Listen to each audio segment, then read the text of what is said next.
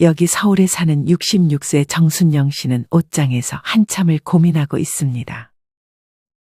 정 씨는 항상 외출하기 2시간 전부터 나가기 전에 뭘 입을지 고민했습니다. 거기 하루 종일 서 있을 거야? 정 씨의 남편은 그런 정 씨를 못마땅해 했습니다. 있어봐요. 오늘은 뭘 입는 게 좋으려나? 정 씨는 옷을 들고 거울 앞으로 가서 옷을 하나씩 몸에 대보기 시작했습니다. 누가 쳐다본다고 그렇게 신경 써? 이왕이면 다홍치마란 말 몰라요? 내 눈엔 다 똑같은 옷이구만 뭘. 사람은 내면만 좋으면 되지. 뭘 그렇게 외적인 것까지 신경 쓰려고 그래? 꼬질꼬질하게 나가면 사람들이 손가락질해요. 사자들도 외모를 본다는데 사람들은 어떻겠어요? 정 씨의 남편은 외면보다는 내면만 중요하다고 생각하는 사람이었습니다. 정 씨의 남편은 어느 순간 외면을 가꾸는 것을 아예 내려놓고 옷을 다 해질 때까지 입는 근검절약의 성격이었습니다. 남편이 보기에 외모에 너무 집착하는 정 씨의 모습이 마음에 들리 없었습니다. 너무 과하니까 문제지. 정 씨는 남편의 그런 잔소리에 익숙한 듯 아랑곳하지 않고 옷을 마저 골랐습니다. 하지만 정 씨는 남편의 말에 어느 정도 동의했습니다. 최근에 정 씨는 외면에 집착하는 시간이 늘어갔습니다. 피부에 뭐 하나라도 나면 그것에 하루 종일 우울해했고 늘어가는 주름을 볼 때도 그랬습니다. 그런 것들을 가려보려 시술도 받고 화장으로 가려보려고도 했지만 정 씨의 마음에 들지는 않았습니다. 옷도 점점 브랜드가 있는 명품에 눈길을 돌리기 시작했습니다. 그래서 남편 몰래 명품 몇 가지를 사기도 했지만 한번 사기 시작하자 욕심은 끝이 없었습니다. 이렇게 정 씨가 외모에 신경을 쓰는 데는 이유가 있었습니다. 정 씨에게는 그간 어떤 일이 있었을까요? 지금부터 정 씨의 이야기를 들려드리겠습니다. 정 씨는 결혼 전에는 아무리 먹어도 살이 잘 찌지 않는 체질이었습니다. 정 씨의 젊은 시절 사진을 보면 흰 티에 청바지만 입어도 아주 날씬해 보이고 모델 같기도 했습니다. 실제로 정 씨는 이 시절 길을 가다 말을 거는 이성이 많았고 지금 만난 남편도 그중 한 명이었습니다.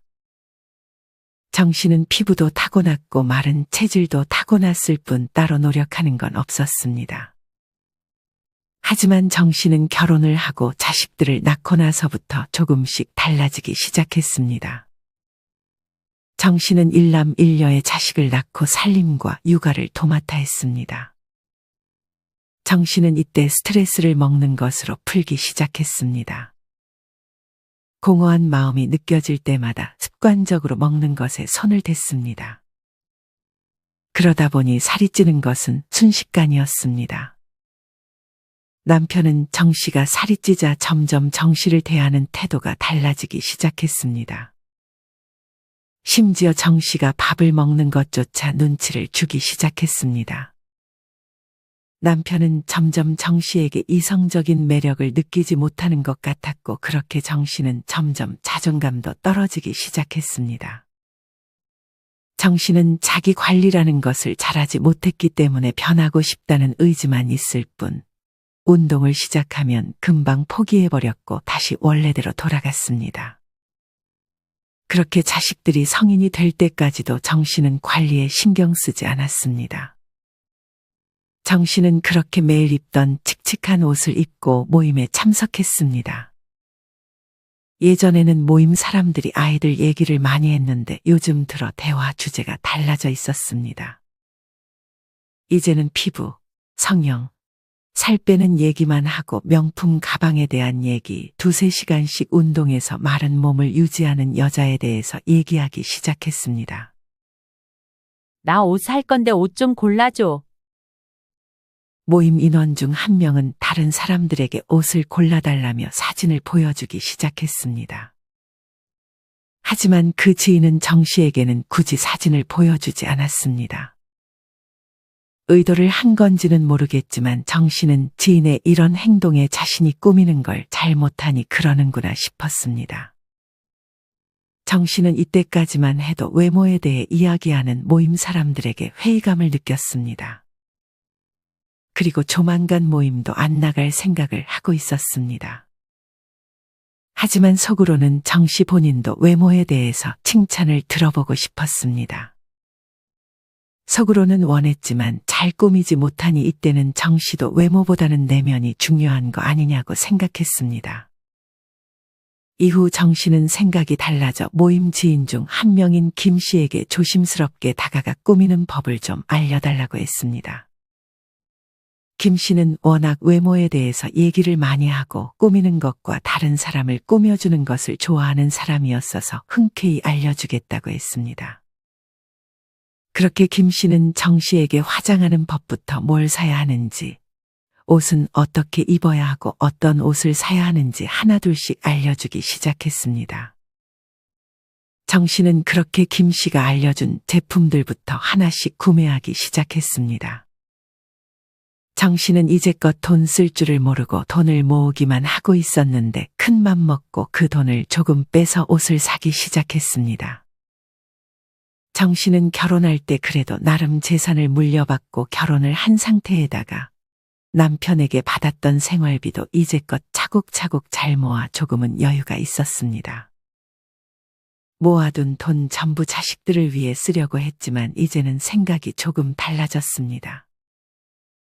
이제는 자기 자신에게도 돈을 써보고 싶었습니다. 그렇게 정 씨는 구매한 화장품으로 유튜브를 보면서 따라해보기도 하고 김 씨에게 직접 찾아가 배우기도 했습니다. 하지만 어딘가 영 부자연스러워 보이기도 했습니다. 처음엔 좀 어색할 수 있어. 계속 하다 보면 자연스러워질 거야. 김 씨는 풀이 죽은 정 씨를 위로했습니다. 김 씨는 옷도 여러 가지 입어봤지만 아직 통통해서 그런지 영 어울리지 않는 듯 했습니다. 정 씨의 친구 김 씨는 정 씨의 젊은 시절처럼 마른 체질이었는데 한 번도 살이 쪄본 적이 없는 사람이었습니다. 그러다 보니 자기한테 잘 어울리는 옷만 알고 살이 조금 있는 사람이 옷을 어떻게 입어야 하는지는 잘 모르는 것 같았습니다. 정 씨는 이때부터는 김 씨 말고 자신과 체형이 조금 비슷한 사람들을 찾기 시작했습니다. 정 씨는 바로 자신의 언니가 떠올랐습니다. 언니는 정 씨보다도 통통했지만 옷을 아주 잘 입었습니다. 정 씨는 바로 언니를 찾아가 고민을 토로했습니다. 그렇게 언니는 자기가 자주 애용하는 패션 사이트들을 알려주고 얼굴형에 맞게 화장하는 법도 잘 알려줬습니다. 언니의 말을 듣고 옷을 고르니 확실히 친구인 김 씨에게 배운 것보다는 자기에게 조금 어울리는 듯 싶었습니다. 정 씨는 그렇게 외면을 가꾸는 것에 재미를 붙여갔지만 이마저도 얼마 안 가 포기해버리고 말았습니다. 정 씨는 조금 게을렀고 뭐 하나를 오래 하지 못하는 성격이었습니다. 게다가 정 씨가 화장이라도 하려면 옆에서 남편이 콧방귀를 뀌면서 조롱을 하기도 했습니다. 정 씨는 운동도 2달을 못 가 그만두고 다시 예전의 모습으로 돌아가기 시작했습니다. 정 씨는 이때부터 마음이 우울해지기 시작했습니다. 마음이 우울하니 더욱 나태해지고 게을러졌습니다. 그맘쯤 아들은 하던 사업이 잘 되지 않는 듯 싶었고 딸은 오래 만난 남자친구와 헤어지는 등 정 씨의 주변까지 안 좋은 일만 가득 일어나는 것 같았습니다. 정 씨는 이러면 진짜 안 되겠다 싶어 다시 한번 운동을 시작했습니다. 예전에는 하루에 무리하게 2시간, 3시간씩 운동하는 것을 목표로 했었는데 이제는 하루 10분만 내보자는 작은 목표를 세웠습니다. 이전에 하루 2시간 운동하기라는 목표를 세웠을 때는 어떻게 2시간씩이나 운동을 하냐고 생각하며 시작도 하기 전에 숨이 턱 막혔는데 목표를 작게 세우니 시작하기가 훨씬 수월했습니다. 그리고 막상 시작하면 운동을 10분만 하는 경우는 거의 없고 못해도 1시간을 채웠습니다. 정 씨는 작은 목표를 세우는 것이 얼마나 중요한지 이때 깨달았습니다. 정 씨는 그렇게 반년 만에 체중 5kg 정도를 감량했습니다. 정 씨는 자신감이 조금 생겨 다시 외모에도 관심을 가지기 시작했습니다. 이전에 사용하다 말았던 화장품을 다시 꺼내 화장을 하기 시작했고 지금 체형에 맞는 옷을 구매하기 시작했습니다. 정 씨는 이번만큼은 꾸준히 해보자는 생각을 했습니다. 하지만 정 씨는 조금 과해지기 시작했습니다. 화장을 하다 보니 주름 하나라도 더 가리려고 무리하게 화장을 했고 옷도 명품 하나만 사보자고 생각했지만 막상 하나를 사니 여러 개를 사고 싶어졌습니다. 남편은 물론이고 그런 정 씨의 모습에 자식들도 엄마가 어색한지 조금 불편한 기색을 내비치기 시작했습니다. 엄마, 화장이 너무 과한 거 아니야? 같이 다니는 우리도 좀 생각해줘야지. 맞아요, 엄마. 그냥 밥 먹으러 가는 건데 어디 레스토랑 가는 것처럼 입으시면 어떡해요. 정 씨는 그런 자식들의 말에 무안했지만 지금 화장을 지우거나 옷을 바꿔 입기도 조금 그래서 꾸민 채로 나갔습니다. 자식들은 창피한 듯 정 씨와는 조금 떨어져서 걸었고 남편은 대놓고 나란히 걷지 말자고 정 씨에게 말했습니다. 왠지 지나가는 사람들도 정 씨를 힐끗 보고는 수군대는 느낌도 받았습니다. 명품을 걸치긴 했지만 어딘가 따로 노는 느낌이 강했고 색깔 배치나 신발까지 모든 코디가 조금은 어색해 보였습니다. 정 씨는 나름 열심히 꾸민다고 꾸몄지만 너무 과했습니다. 심지어 정 씨가 다들리게 정 씨의 외모를 지적하는 사람도 있었습니다. 다 늙어서 저게 뭐야? 보기 싫게? 정 씨는 바로 따지고 싶었지만 그 순간 자동차 유리에 비친 자기의 모습을 보고 정 씨 자신도 스스로가 조금 취해 보였습니다. 정 씨는 이때까지만 해도 싼 옷을 입어서 그런 것이라 생각했습니다. 정 씨는 이때부터 본격적으로 명품에 손을 대기 시작했습니다. 딱 로고가 보이도록 입으면 사람들도 뭐라 못할 것이라 생각했고 자신도 자신감이 더 올라갈 것이라 생각했습니다. 정 씨는 당장 가지고 있던 적금 중 하나를 깼습니다. 그러고는 이전에 봐놓았던 명품들을 하나씩 구매하기 시작했습니다. 하지만 점점 택배가 집에 쌓이자 정 씨의 남편은 정 씨를 추궁했습니다.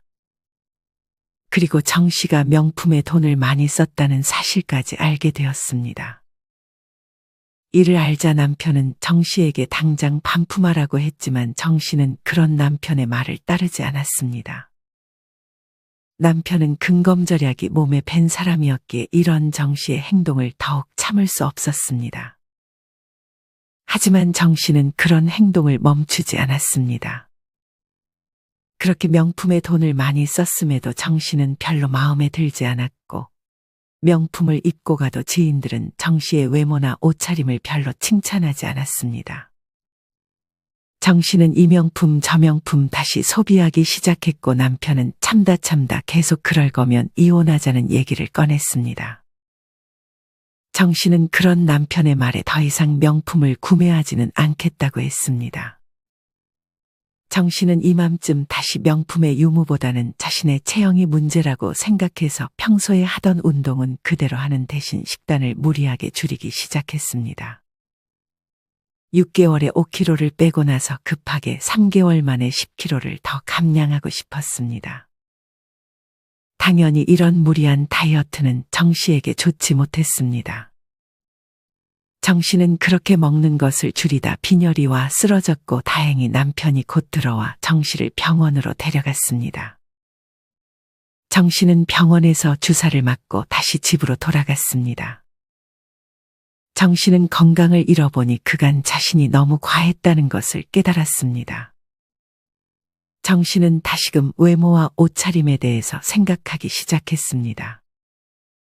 그러면서 나이 들어서도 자존감이 높아 보이는 사람들에 대해 찾아보기 시작했습니다. 예전에는 명품을 입거나 나이보다 젊게 보이는 사람들을 정 씨는 닮고 싶었지만 이제는 굳이 나이보다 젊어 보이려고 하지 않고 자연스럽게 하고 다니는, 그리고 깔끔하게 하고 다니는 사람들이 정 씨의 눈에는 더 우아하게 보였습니다. 그리고 그런 사람들이 입은 옷을 찾아보니 명품도 아니었고 비싼 옷도 아니었습니다. 정 씨는 그렇게 다시 건강하게 운동을 시작했고 그 사람들처럼 최대한 깔끔하고 과하지 않게 옷을 입기 시작했습니다. 그리고 샀던 명품들 대부분 최근에 산 건 반품하고 산지 조금 된 것들은 중고로 팔았습니다. 그 돈 대부분 다시 저축을 하고 남은 돈으로 명품은 아니지만 소재가 조금 괜찮은 옷들로 다시 구매했습니다. 정 씨는 이때 마음을 조금 내려놨습니다. 그러니 오히려 얼굴 표정도 좋아지고 과하지 않은 옷들을 입으니 훨씬 더 자연스러워 보이기 시작했습니다. 남편도 그런 정 씨를 보며 그렇게 입으니 얼마나 좋냐며 정 씨를 칭찬하기도 했습니다. 정 씨의 자식들도 마찬가지로 훨씬 보기 좋다며 귀티나 보인다는 말까지 했습니다. 정 씨는 이제는 예쁜 것보다는 내 스타일에 맞게 건강하게 그리고 깔끔하게 옷을 입었습니다. 날씬한 몸매보다는 건강한 몸매를 위해 꾸준하게 운동하고 화장도 기초 정도만 발라주면서 최대한 자연스럽게 하고 다니려고 노력했습니다. 무엇보다 청결에 많은 신경을 썼습니다. 향수도 한 번씩 뿌려주고 무엇보다 치과에 가서 정기적으로 스케일링을 받았습니다. 세수를 할 때 귀 뒤쪽 부분도 신경 써서 씻어주고 헤어스타일도 깔끔하게 하고 다녔습니다. 그렇게 굳이 젊어 보이려고 하지 않고 최대한 자연스럽게 하고 다니니 점점 주변 사람들도 정 씨에게 말을 거는 빈도도 늘어가고 어느새 모임에서 항상 구석에만 앉아서 말도 별로 안 하던 정 씨는 이제 가운데서 말을 주도하기도 했습니다. 저번에 옷을 골라달라고 했을 때 정 씨한테는 사진도 보여주지 않던 지인은 이제 정 씨에게 가장 먼저 옷을 골라달라고 사진을 보여줬습니다. 이맘쯤 정 씨 아들의 사업은 다시금 잘 되기 시작했고 딸도 새로운 사람을 만나 결혼 약속도 했습니다. 왠지 외면이 좋아지니 마음도 좋아지고 운도 같이 따라오는 것 같았습니다. 정 씨는 이제는 그냥 즐기면서 외모와 옷차림에 신경 쓰고 있습니다. 절대 욕심내지 않고 주름이 생겨도 굳이 시술을 받지 않습니다. 오히려 나이에 맞게 보인다며 긍정적으로 생각하기도 했습니다. 남편은 그런 정 씨를 보더니 은근슬쩍 자기도 관리를 해보고 싶다는 말을 꺼냈습니다. 그렇게 내가 꾸밀 때 혀를 차더니 당신도 외모 신경 쓰이죠? 사람들이 자꾸 나이보다 들어 보인다고 하니까 아무리 신경 안 쓰려고 해도 이게 신경이 쓰일 수밖에 없네. 나이 들면 그런 게 없을 줄 알았는데. 나이에 상관없이 누구나 얼굴 좋아 보이고 옷 잘 입는다는 말 들으면 좋죠. 정 씨는 남편에게 일단 면도부터 잘하라고 하고 옷도 몇 개 대신 불러줬습니다. 정 씨는 남편을 꾸며주는 것도 매우 즐거웠고 남편도 정 씨의 도움으로 조금씩 변해가는 자신의 모습에 만족하며 정 씨에게 고마움을 표현했습니다. 그렇게 이제 남편은 정 씨와 멀리 떨어져서 걷지 않고 나란히 걸으며 주변 사람들의 좋은 시선들을 즐기고 있습니다. 여러분은 외모나 옷차림을 꾸미고 나니 좋은 일이 일어났던 경험이 있으신가요?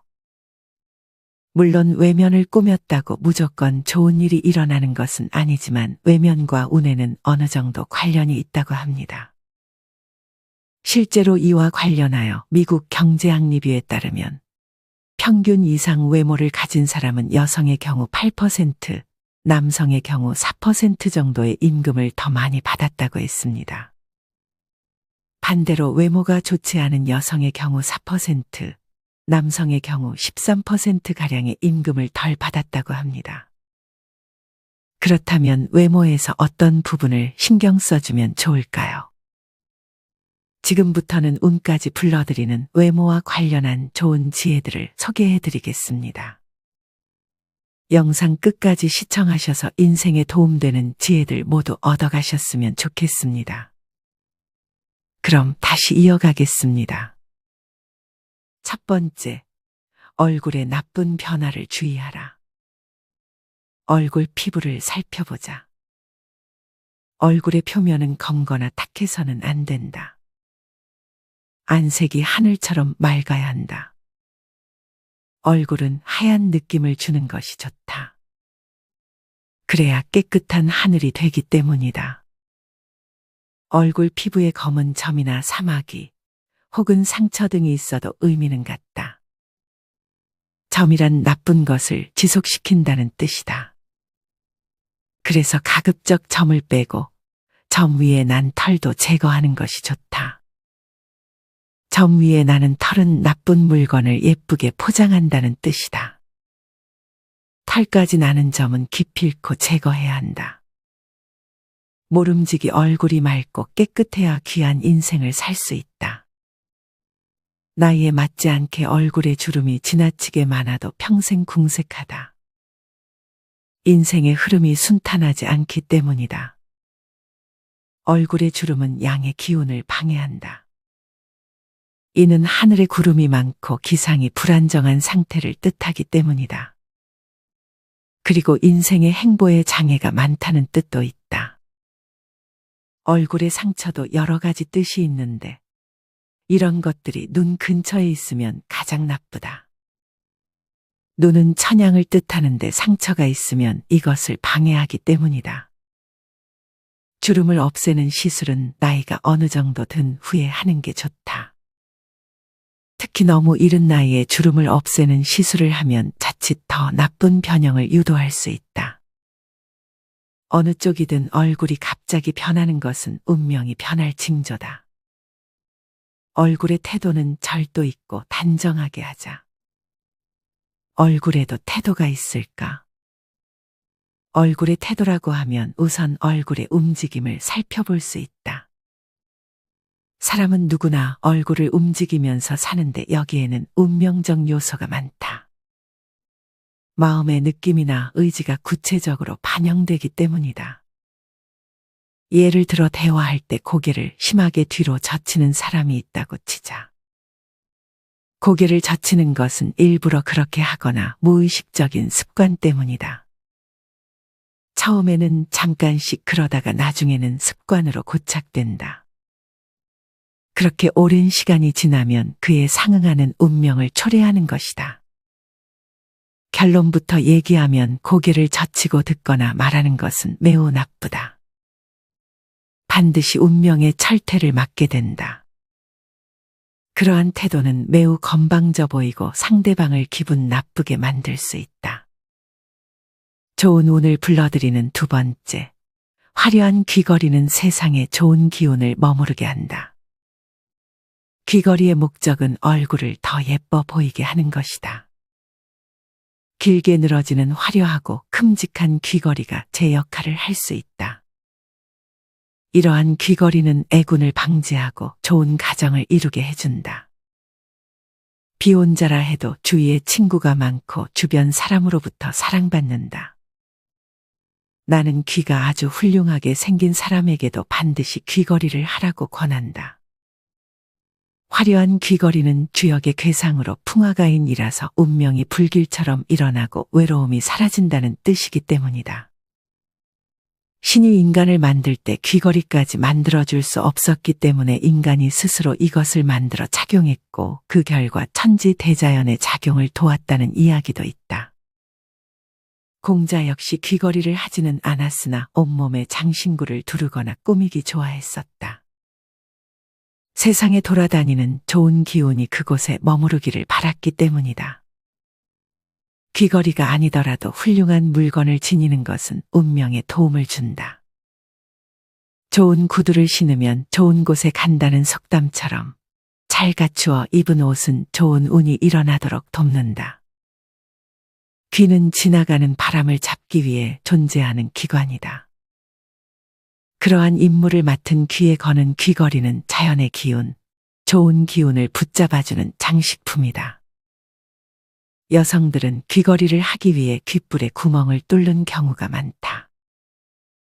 혹자는 몸에 영구적인 상처를 남기는 것은 좋지 않다며 귓불의 구멍도 나쁘다고 말한다. 그러나 이는 그렇지 않다. 귀는 소통이 가장 중요한 곳이다. 귀의 구멍은 소통에 해당한다. 이로써 귀가 시원해지고 집중력이 높아진다. 여기에 장식까지 달면 흩어지는 기운이 모이고 귀의 구멍을 통해 진동이 잘 전달된다. 귓불을 뚫는 것은 그 자체로 운명에 이롭다. 여성이 품위를 높일 수 있는 장신구 중에 최우선적인 것이 귀걸이다. 그래서 먼 옛날에도 귀족 여인들은 귀걸이에 가장 신경을 많이 썼다. 귀걸이는 권위나 품위를 드러내는 수단일 뿐만 아니라 좋은 운명을 유도하는 힘도 있다. 좋은 운을 불러들이는 세 번째, 헤어스타일에 신경 써보자. 헤어스타일에 관한 이야기를 해보자. 머리카락이 짧으면 그만큼 얼굴에 덮는 기능이 적다. 당연히 음의 기능이 작아진다. 여성의 경우 특히 신비는 권위에 해당하기 때문에 아름다움을 배가시켜준다. 그런 의미에서 머리카락은 신비 혹은 권위이므로 가급적 긴 편이 좋다. 너무 짧게 자르는 스타일은 운명적으로 손해다. 물론 천편일률적인 절대 법칙은 아니다. 얼굴의 생김새에 따라 아름다움을 더욱 돋보이게 해주는 단발은 다르다. 하지만 나는 대체로 여성들에게 머리카락은 웬만하면 긴 것이 좋다고 조언하는 편이다. 음의 기능을 극대화하기 때문이다. 머리카락이 없으면 얼굴에 있는 운명적 단점이 더욱 두드러질 것이다. 얼굴 둘레를 감싸줌으로써 단점이 충분히 보강될 수 있다. 얼굴에 있는 점이나 흉터 등은 양을 파괴하는 것이므로 머리카락을 통해 가리거나 억제하는 것이다. 국인처럼 노란색으로 염색을 한 머리는 어떨까? 노란색은 밝은 색이다. 즉 양인 것이다. 그래서 노란 머리는 얼굴의 양을 보호하지 못한다. 만약 머리가 짧고 거기에 노란색까지 입혔다면 운명적으로는 해가 아주 커진다. 좋은 운명을 유지하기 어렵다는 뜻이다. 천양인 얼굴을 더욱 양으로 만들면 그 기운을 지나치게 발산시킬 것 아닌가. 양은 음으로 잘 덮어주어야 힘을 발휘한다. 온돌방에 이불을 덮어두면 따뜻함이 오래 유지되고 집 주변에 담이 있으면 집이 보호되는 것처럼 말이다. 파마는 어떨까? 이는 아주 좋다. 생머리는 음중양이기 때문에 굴곡을 통해 머리카락에 음을 보강한다는 뜻이 있다. 그리고 파마를 잘하면 아주 아름답게 보이니 그 자체가 이미 좋은 운명의 징조다. 앞서 여러 번 강조했듯이 꾸며서 예쁜 것도 예쁜 것이고 성형해서 예쁜 것도 예쁜 것이다. 안경, 화장 역시 마찬가지다. 결과적으로 조화롭고 아름다워지면 운명에 좋은 영향을 준다. 머리에 리본을 달거나 머리핀을 하는 것도 좋다. 얼굴을 덮는 머리카락을 강화해주기 때문이다. 음이 강화되는 것은 우레인데 거기에 아름다움까지 가미된다면 바람도 된다. 두 가지를 모두 갖출 때 운명이 더욱 좋아질 것은 당연하다. 좋은 운을 불러들이기 위해 주의해야 할 네 번째, 사소한 행동 습관을 조심하라. 화장을 얼굴에 잘 어울리게 하면 성형수술의 효과가 나기도 한다. 꾸며서 예쁘면 결과적으로 예쁜 것이다. 꾸미는 것이 남을 속이는 짓은 아니다. 아무런 치장을 하지 않고 있는 그대로를 보여주는 것이 솔직한 것도 아니다. 내 외모를 잘 꾸미면 그것도 내 운이다. 옷이든 화장이든 헤어스타일이든 제대로 갖추면 이는 수택절인데 운명이 편안하고 매사에 순탄해진다는 뜻이다. 외모를 꾸미거나 옷을 잘 갖춰 입는 것은 관상의 확장이다. 어떤 사람은 아무리 잘 입고 잘 꾸며도 볼품이 없다. 이런 사람은 그 자체로 이미 관상이 나쁜 것이다. 안경도 잘 맞추었으면 좋은 관상이 되고 치아도 잘 교정하고 미백도 하면 그건 역시 좋은 관상이다. 내 몸의 주변에 있는 것은 다 중요한 법이다. 그런데 지나치게 치장하는 것은 경계해야 한다. 온몸을 알록달록하게 꾸미거나 지나치게 밝기만 한 것은 마치 그늘 없는 곳에 노출된 물건과 같아진다. 오래 보고 있으면 약간 피곤하다. 밝은 빛을 오래 보면 피곤한 것처럼 무조건 밝다고 해서 아름다운 것은 아니다. 성인들의 스승이었던 강태공의 말처럼 화려하고 밝은 것은 오래가지 않고 반드시 그 빛이 바랜다. 모름지기 아름다움이란 그윽한 면도 있어야 한다. 이른바 신비감이다. 모든 것을 드러내려고 너무 애쓸 필요 없다. 자연스러움과 균형감, 조화로움이 갖추어져야 한다.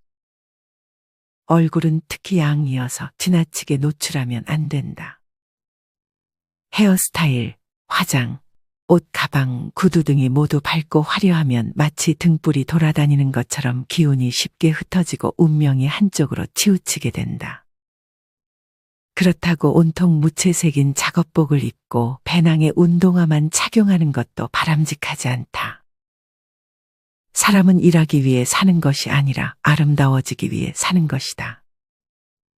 마지막으로 한 가지만 더 얘기하자. 이번에는 몸의 동작이다. 표정이나 걸음걸이, 앉은 자세, 손발의 움직임 등을 말한다. 사람은 움직이는 존재여서 조각처럼 우두커니 서 있는 경우는 거의 없다. 그래서 움직임도 관상의 영역이다. 외모가 아무리 훌륭해도 자세가 불안하거나 두리번거리면 관상을 나쁘게 만든다. 공연히 웃고 말을 너무 많이 하거나 말의 내용이 무식해도 마찬가지다. 손을 지나치게 움직이거나 턱을 너무 내밀거나 발을 달달 떠는 등 그 사람의 사소한 행동 습관이 좋은 관상의 효용까지 떨어뜨린다. 웃음소리가 너무 크면 재물운이 약해진다. 웃음 역시 적당해야 남에게도 기쁨을 준다. 웃음소리가 너무 크면 남의 기분을 상하게 하고 정작 자신이 살펴야 할 것은 놓친다. 무엇보다도 지나친 박장대소는 무례를 범할 우려도 있으니 삼가야 한다. 미소가 아름다운 사람이면 충분하다. 일부러 큰 소리로 웃는 것은 윗사람을 무시하는 행위로 위에서 내려오는 복을 차버린다는 뜻이 있다. 사소한 행동에도 뜻이 있고 그 뜻에 따라 운명이 깃든다. 있는 그대로가 훌륭하다면 거기에 더해 자세나 동작마저도 절제미와 우아함을 갖추어야 한다. 이 모든 것이 관상의 확장이다. 가만히 있든 움직이든 항상 고귀한 모습일 때 훌륭한 관상이라고 볼 수 있다. 좋은 운명을 기다린다면 현재의 모습을 더욱 발전시키고 아름답게 만드는 노력을 해야 할 것이다. 추가로 나쁜 운을 물리치기 위해 경계해야 할 2가지를 알려드리겠습니다. 첫 번째, 대화가 편안하지 못한 사람을 경계하라. 대화가 편안하게 이루어지는 사람은 일단 귀인이고 말의 넓이와 깊이에서 미래를 짐작해 볼 수 있다. 대화를 나눌 때 왠지 호감이 가지 않고 그의 말에 공감되지 않으면 그 사람은 틀림없이 별로 훌륭한 인간이 아닐 것이다. 그렇다면 운명 역시 좋아질 리가 있겠는가? 혹여 현재 재산이나 명성 등 가진 것이 많다 해도 대화에서 단점이 많이 보이면 미래에 반드시 재난을 만나게 된다. 말이 많은 사람은 운명도 나쁘다.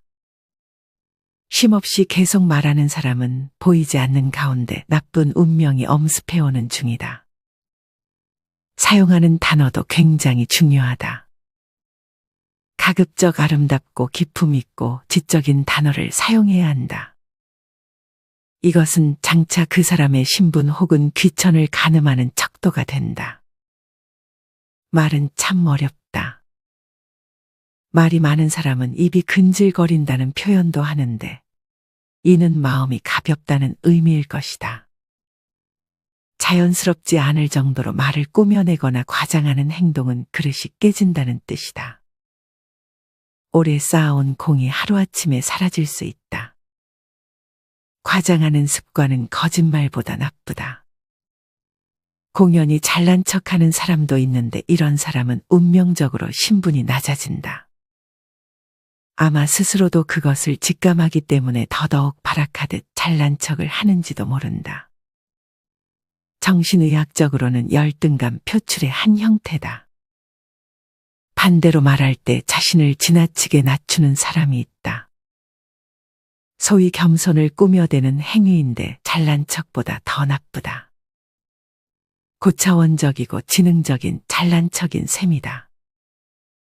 그 역시 나쁜 운명이 점점 다가올 것이다. 나쁜 운을 물리치기 위한 두 번째, 말하는 방식만 고쳐도 나쁜 운의 90%는 바뀐다.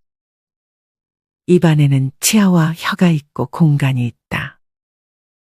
혀는 너무 길거나 짧으면 안 좋다. 이는 활동력이 약해지고 사업가는 일감이 줄어든다는 뜻이다. 재산도 많이 형성하지 못해 부자가 될 수 없다. 혀가 입 밖으로 항상 나와 있는 것은 최악인데 소위 거지 운명으로 남에게 멸시받으며 외롭게 산다. 혀는 내밀지 말아야 하고 입을 다물어 바깥에서 입속이 보이지 않게 해야 한다. 입을 지나치게 크게 벌리거나 과하게 많이 웃는 등 입속이 자주 드러나 보이면 신분이 추락한다. 돈이 많든 적든 남에게 존경받지 못하고 이성에게 배신당한다. 입속은 안방과 같아서 노출될수록 해가 많다. 간혹 입 안쪽에 볼이 살이 찌는 경우가 있는데 이건 역시 나쁘다. 재물이 쌓이지 않고 헛고생하며 주위 사람들과 자주 싸운다. 그러는 와중에 다치기도 한다. 입속은 넓고 편안해야 한다. 말은 항상 삼가야 한다. 말하는 방식만 고쳐도 나쁜 운명의 90%는 개선된다. 절벽에 선 듯 살얼음 밟듯 살라고 여러 번 이야기했다. 그만큼 매사를 신중히 하라는 뜻이다. 물론 말도 신중해야 한다. 말이 신중하지 못하면 마음도 신중하지 못하다. 공자는 이렇게 말했다. 오랑캐 나라에 가서도 예의를 지키면 안전할 수 있다. 예의가 가장 많이 담겨 있는 것이 말이다. 예의 없는 사람은 하늘을 무시하는 것과 같아서 결코 좋은 운명을 기대할 수 없다. 겉모습에는 뜻이 있고 운의 방향이 있다. 여기 돌덩이가 하나 있다. 돌덩이에도 운명이 있을까? 모든 사물은 미래가 있으므로 이 돌덩이도 당연히 운명이 있다. 볼품없는 돌덩이라면 딱히 용도를 찾지 못해 분해될 것이다. 부서진 돌은 어딘가로 이동해 건축 자재로 사용될 가능성이 있다. 그것이 이 돌덩이의 운명이다. 만약 이 돌덩이가 아름다운 형상을 하고 있으면 어떨까? 부잣집 정원에 곱게 모셔져 오랜 세월 사랑받고 편하게 지낼 것이다. 돌덩이에게는 좋은 운명인 셈이다. 장자에 이런 얘기가 나온다. 목수가 산에서 나무를 하나 발견했다. 못생기기 그지없는 나무였다. 비틀어지고 가늘어서 목재로 쓸 수도 없었고 땔감으로 쓰기에도 적당치 않았다. 목수는 속으로 생각했다. 이 나무는 어디에도 쓸모가 없군. 참으로 못난 놈이야. 목수가 잠시 쉬고 있었는데 갑자기 산신령이 나타났다. 산신령이 말한다. 이 나무가 오랫동안 살아남게 된 것은 오로지 그 형상 때문이다. 만약 굵고 반듯하다면 벌써 베어져 목재로 쓰이지 않았겠느냐. 목수는 큰 깨달음을 얻었다. 나무도 생긴 모양에 따라 운명이 정해지는 것처럼 사물은 형상에 따라 미래가 달라진다. 어려운 내용이 아니다. 강가에 널린 돌덩이도 모양이 그럴듯하면 수집가에게 발견되어 관상용으로 귀한 대접을 받는다. 사람도 외모가 잘생기고 훌륭하면 크게 대우받는 경우가 있다. 단지 생긴 것만 고울 뿐인데도 말이다. 세상의 이치가 그렇다. 똑같은 탄소로 이루어져도 흑연과 다이아몬드는 전혀 다르게 취급된다. 투명하고 아름답고 단단한 다이아몬드는 황금보다 비싸다. 고귀한 대접을 받으며 부귀영화를 누리는 것이 다이아몬드의 운명이다. 금강산도 그 형상 때문에 많은 사람이 찾아오고 그 덕분에 평생 외롭지 않게 지낸다. 만약 아름다운 형상이 아니라면 산도 사람이 찾아오지 않아 고독할 수밖에 없다. 어쩌면 귀신이 찾아와 음산한 곳으로 변할 수도 있다. 오늘의 영상을 어떻게 시청하셨나요? 아마 여러분 모두 외모에 대한 기준이 다를 것입니다. 외모와 옷차림에 대한 여러분의 다양한 생각 그리고 외모를 가꾸었을 때 생긴 변화가 있으시다면 자유롭게 댓글로 남겨주세요. 이상으로 오늘의 영상을 마치겠습니다. 우리 모든 구독자분들의 행복한 여생을 응원합니다. 다음에 더 좋은 내용으로 찾아뵙겠습니다. 감사합니다.